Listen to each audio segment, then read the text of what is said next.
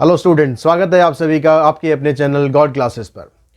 तो बच्चों, आज की जो क्लास है वो स्टार्ट करने से पहले बता दूं कि अगर आप इस चैनल पर नए हैं, पहली बार आए हैं, तो आपको जानकारी होनी चाहिए कि इस चैनल पर आपको अप्लाइड मैथ्स का कंटेंट कंटिन्यूअसली 11th क्लास से मिलता रहा है और आगे भी मिलता रहेगा।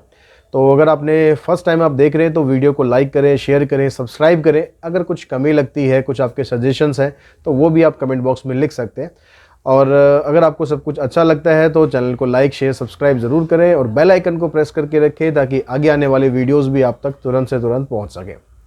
आज का जो टॉपिक है हमारा वीडियो का, वो इन्फ्रेंशियल स्टेट्स के बारे में। इन्फ्रेंशियल स्टेट्स के बारे में आपने ज़्यादा कुछ नहीं पढ़ा होगा, क्योंकि लास्ट ईयर जो टॉपिक था आपके में डिस्क्रिप्टिव स्टेट्स के बारे में आपको बताया गया था। तो ये टॉपिक स्टार्ट करने से पहले सबसे पहले मैं बात करूंगा कि दोनों में डिफरेंस क्या है। इन्फ्रेंशियल स्टैटिस्टिक्स और डिस्क्रिप्टिव स्टैटिस्टिक्स में डिफरेंस क्या है, वो डिफरेंस आप समझेंगे। उसके बाद फिर हम इन्फ्रेंशियल स्टैटिस्टिक्स के जो बेसिक्स हैं उनके बारे में आज बात करेंगे कि व्हाट इज़ इन्फ्रेंशियल स्टैटिस्टिक्स और क्या क्या इसके अंदर टर्म्स होती हैं, क्या क्या बेसिक चीज़ें होती हैं जो आपको क्वेश्चंस करने से पहले इस स्टेट्स को समझने के लिए बहुत बहुत बहुत ज़रूरी है। तो स्टार्ट करते हैं अपनी हमारी आज की वीडियो को समझने के लिए, सब कुछ जानने के लिए वीडियो के एंड तक आपको बने रहना है ताकि आप कोई भी इंपॉर्टेंट चीज़ यहाँ पर मिस ना करें। अगर यहाँ पर आपने मिस किया तो आगे आपको जब एक्सरसाइज आप करोगे तो आपको थोड़ा बहुत उसमें प्रॉब्लम डेफिनेटली आएगी, क्योंकि जो टर्म्स ही आपको नहीं पता होगी तो उन टर्म्स को वहाँ पर आप यूज़ कैसे करेंगे। तो बेटर है कि आप वीडियो को पूरा देखें, अच्छी तरह समझें। कुछ अगर समझ में नहीं आता है तो कमेंट बॉक्स में कमेंट के साथ अपने जो व्यूज़ हैं वो शेयर ज़रूर करें।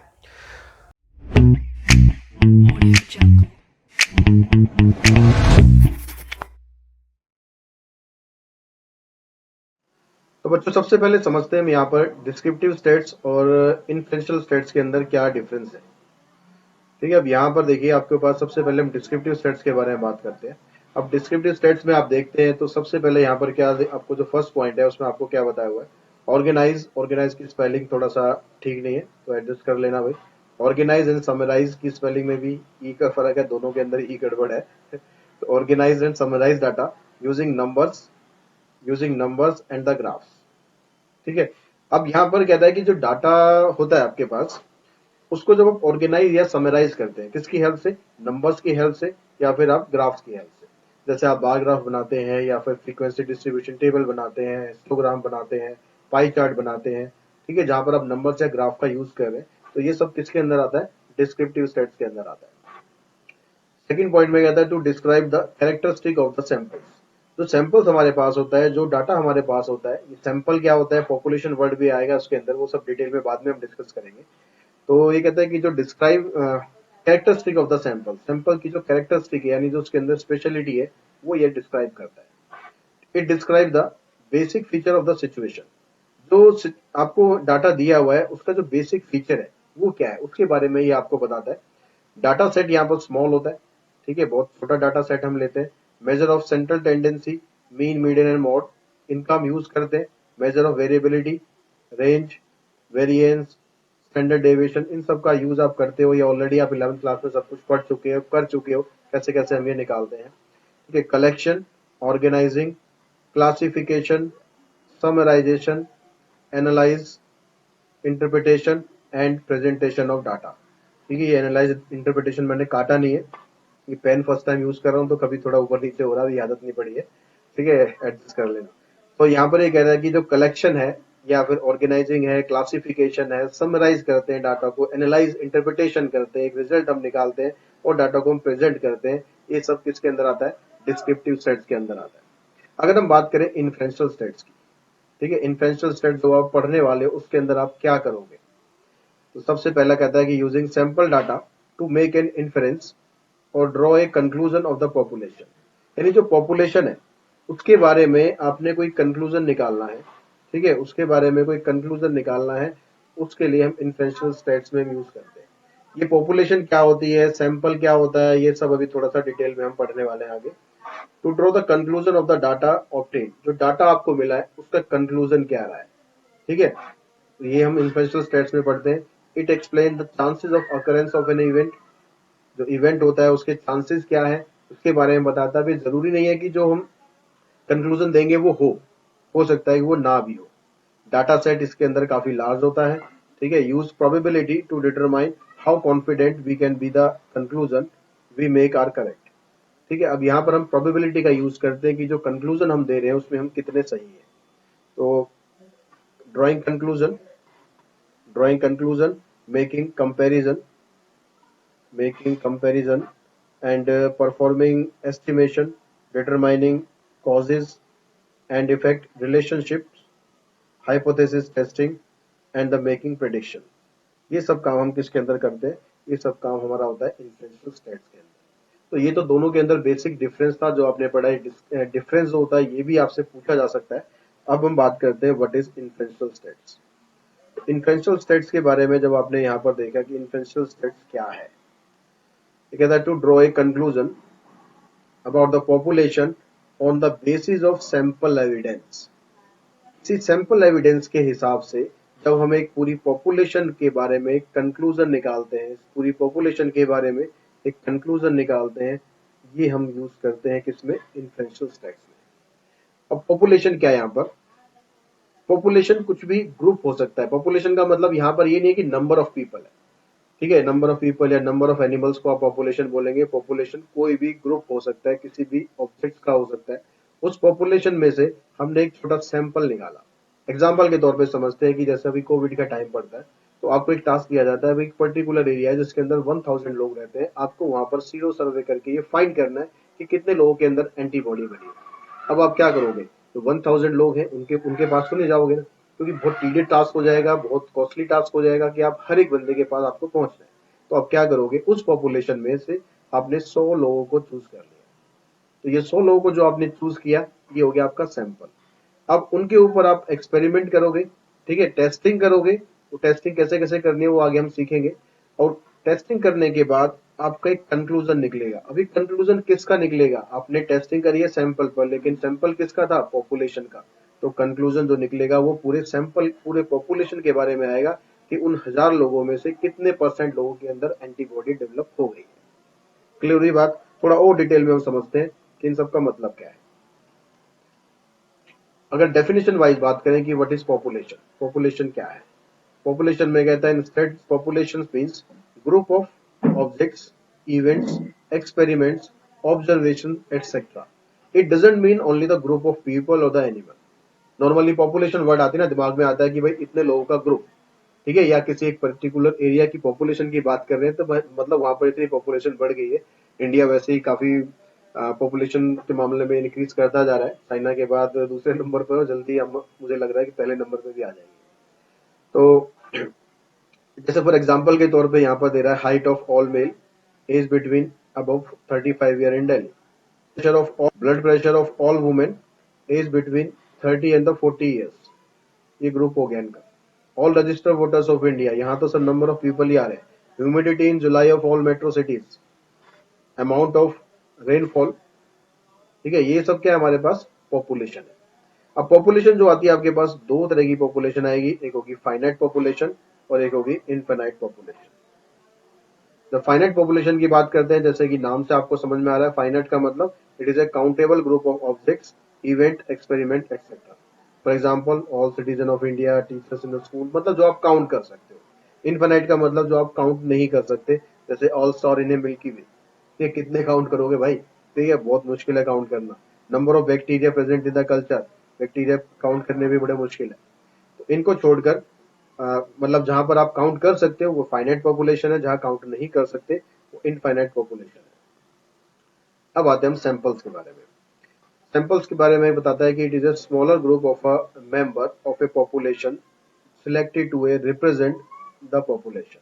मतलब उस पॉपुलेशन को रिप्रेजेंट करने के लिए जब हम एक स्मॉल ग्रुप बनाते हैं, ठीक है, जब हम एक स्मॉल ग्रुप लेते हैं, वो स्मॉल ग्रुप को हम बोलते हैं सैंपल।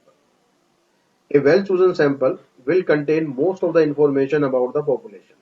अगर आपने सैंपल सही तरीके से चूज किया है तो उसके अंदर वो सारी इंफॉर्मेशन होगी जो आपको पॉपुलेशन के लिए चाहिए, ठीक है। The relation between the sample and population must be such as to follow allow the true inference to be made about the population from the sample. दोनों के बीच में जो कनेक्शन है वो डिपेंड करता है कि आपने सैंपल क्या चूज करा है।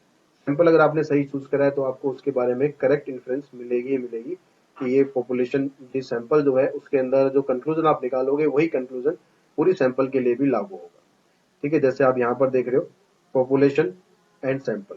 ये पूरा एक पॉपुलेशन है, यानी एक ग्रुप है। उस ग्रुप में से जब आपने कुछ सिलेक्टेड लोगों को निकाल लिया तो उसको बोलेंगे सैंपल। आई थिंक यहाँ तक सब कुछ क्लियर हो गया होगा। थोड़ा डिफरेंस के बारे में बात कर लेते हैं। जैसे डिफरेंस तो आपको समझ में आ ही गए होंगे। पॉपुलेशन में क्या कह रहा है, it focus on the identification of the characteristic. It focuses on the identification of the characteristics.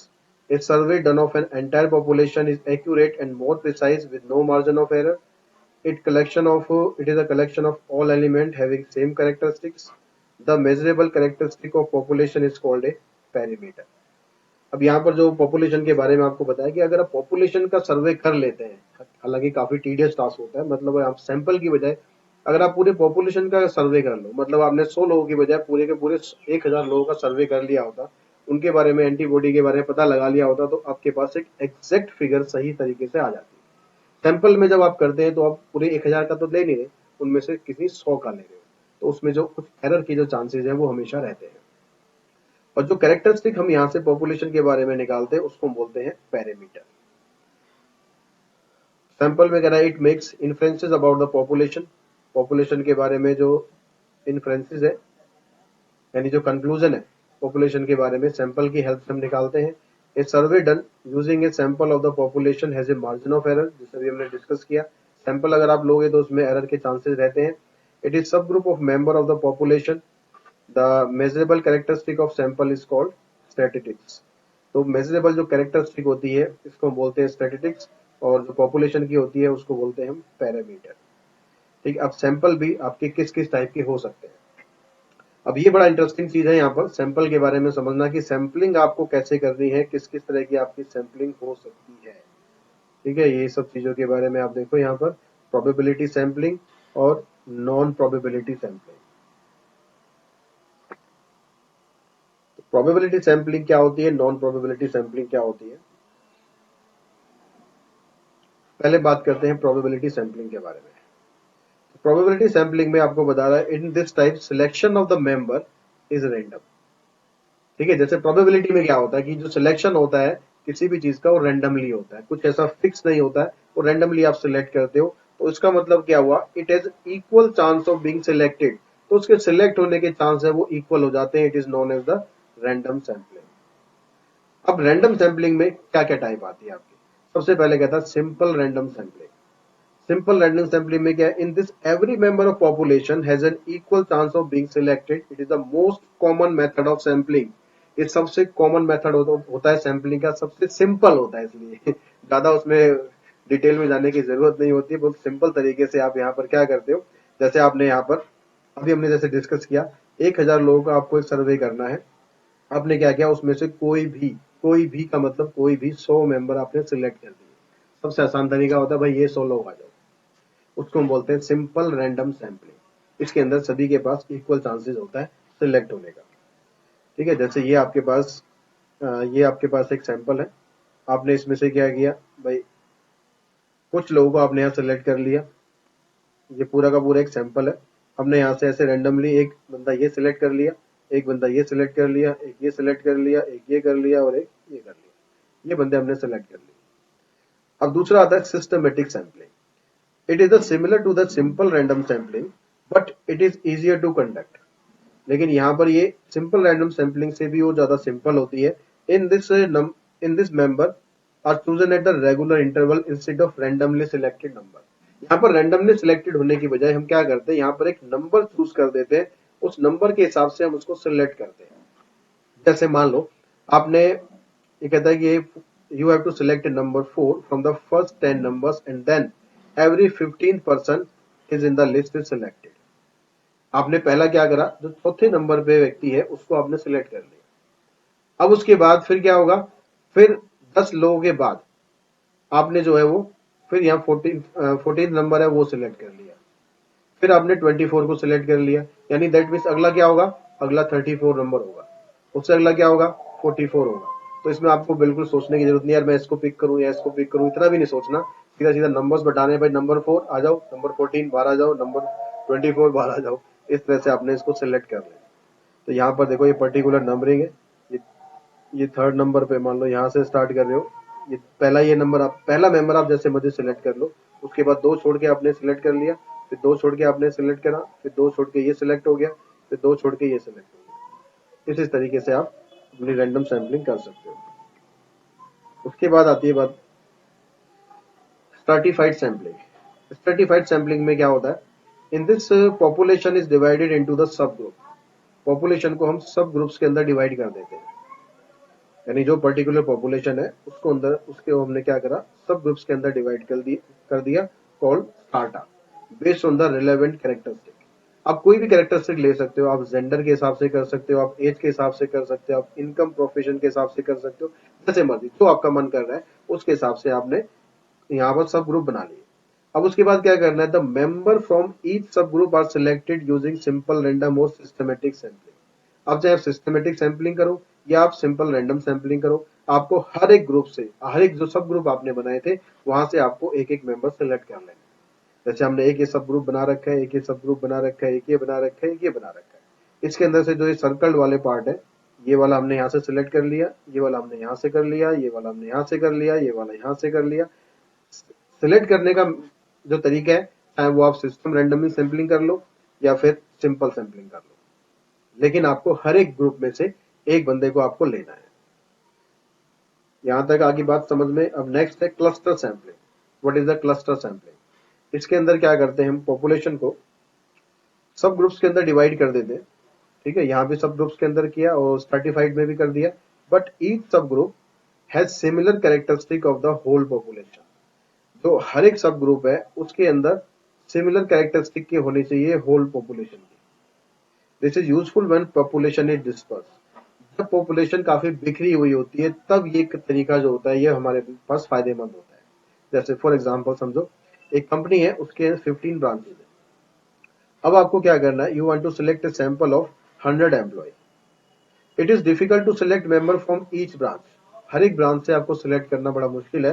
तो फर्स्ट सिलेक्ट एनी 5 ब्रांचेस। तो हम क्या करेंगे, उन सारी ब्रांच को सिलेक्ट नहीं करेंगे, जो इजीली कन्वीनियंट होगी उनमें से हम किसी 5 ब्रांच को सिलेक्ट कर लेंगे। Then select 20 members from the each branch, और हर एक ब्रांच में से हम 20 मेंबर्स को सिलेक्ट कर लेंगे। तो 20 इंटू 5 टोटल मिलाकर 100 हो जाएंगे। वो 5 आप कंपनी सिलेक्ट करना चाहते हो, 6 करना चाहते हो, 7, वो आपके ऊपर डिपेंड करता है, लेकिन उसमें से हम टोटल मिलाकर 100 जितने भी लोग आपके चाहिए वो पूरी 15 की 15 जो कंपनी है ना, 15 जो ब्रांचेज है उनमें से नहीं लेंगे, उनमें से कुछ ब्रांचेज को लेंगे और उन कुछ ब्रांचेज में से जितने भी हमें मेंबर चाहिए वो हम सिलेक्ट कर लेंगे। तो इसको हम बोलते हैं क्लस्टर सैंपलिंग। तो ये 4 टाइप की आपकी प्रोबेबिलिटी सैंपलिंग होती है।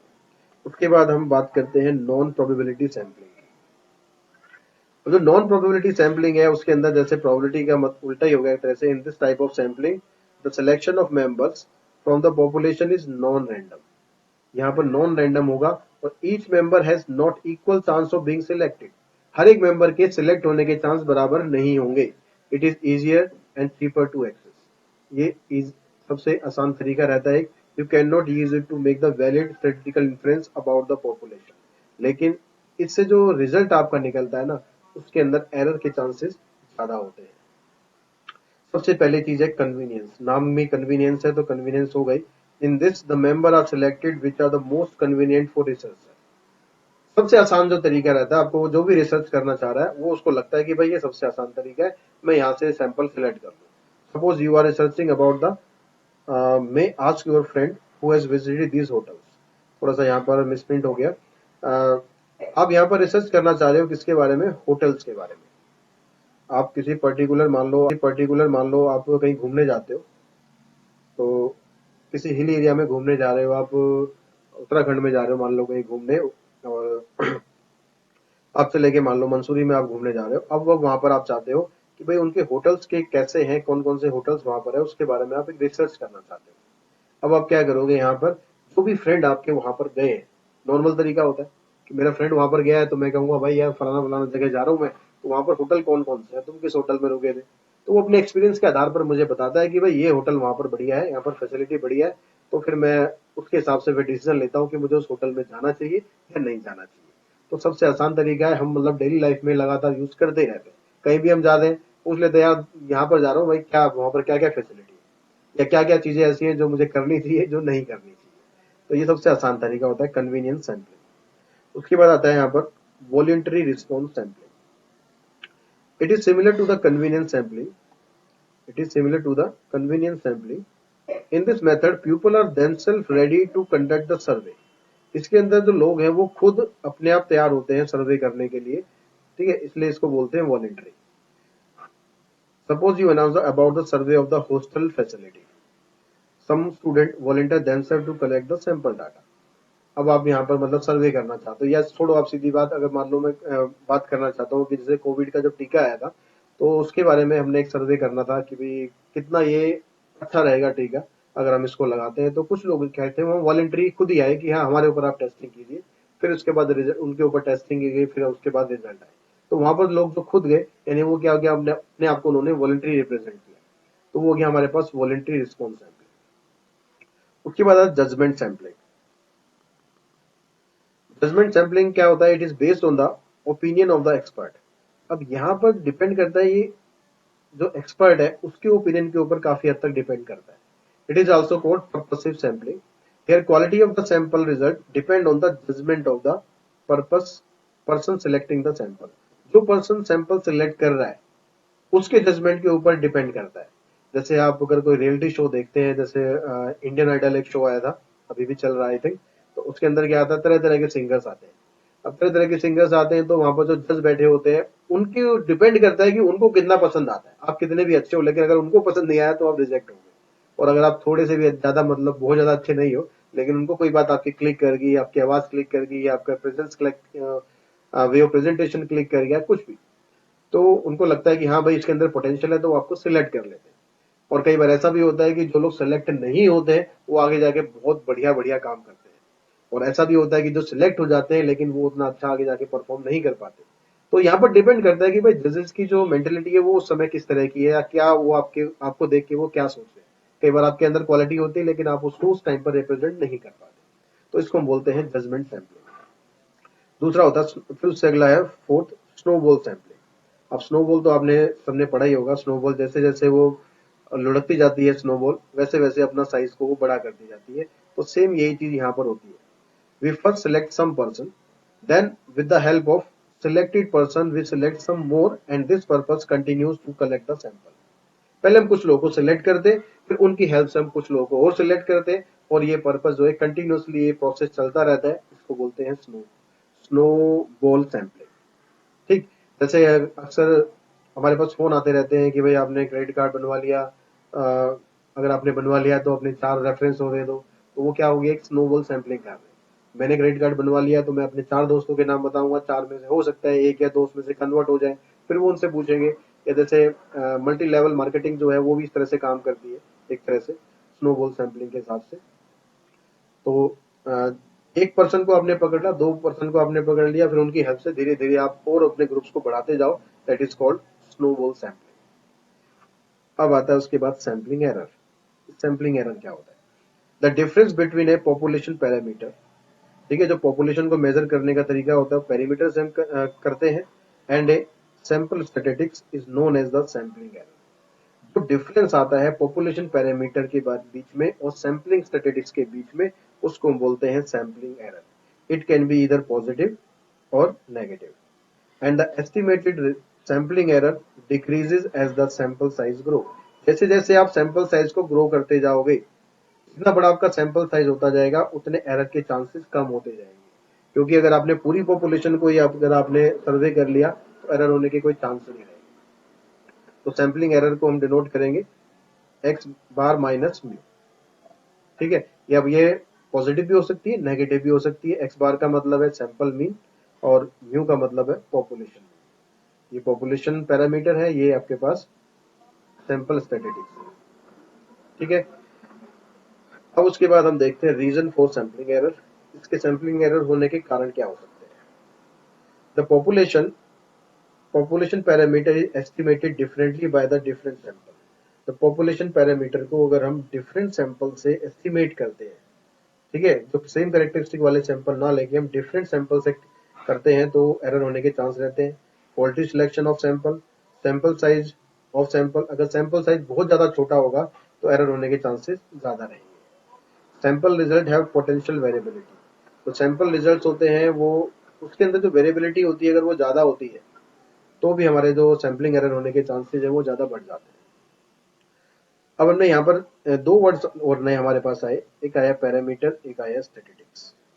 ठीक है, ये स्टैटिस्टिक्स वो नहीं है, ये तो topic descriptive states, influential states वो वाला नहीं है। अब यहाँ पर इन दोनों का मतलब समझो।